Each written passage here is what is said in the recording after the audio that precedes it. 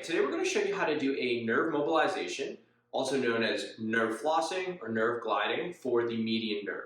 But first we need to understand the anatomy a little bit better, and it'll help you also understand why we're doing the movements that we are.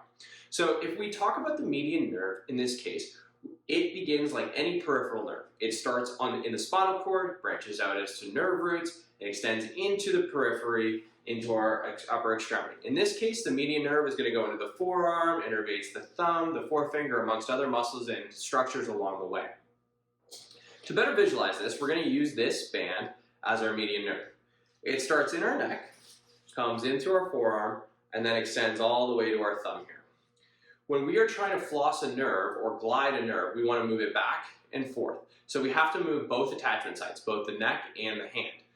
So to tension the nerve, we want to extend our elbow and extend the wrist. This is the most tense position. If I were to move my head the other way, that would put even more tension on it. If you are dealing with median nerve symptoms, we want to avoid this because having full tension like this will actually irritate that nerve a little bit more, reproduce the symptoms. So what do we do to glide it or floss it? What we do is we can either keep the elbow straight or the elbow bent. For simplicity's sake, let's keep the elbow straight. You're going to flex the wrist. You can see there's slack here. My head is in neutral or together. Now we want to extend the wrist. Now it's tension to my right. And then when we flex the wrist, we want to go away. Now it's being tension to the left. We repeat that back and forth at least 10 times.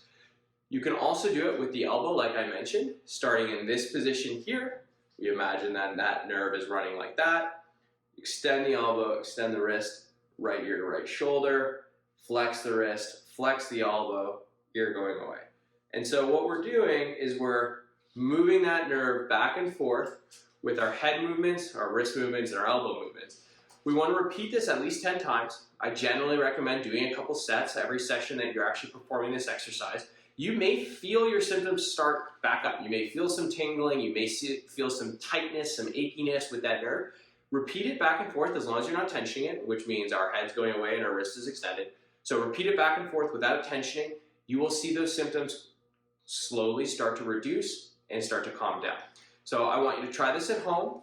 Repeat it first thing in the morning and at night.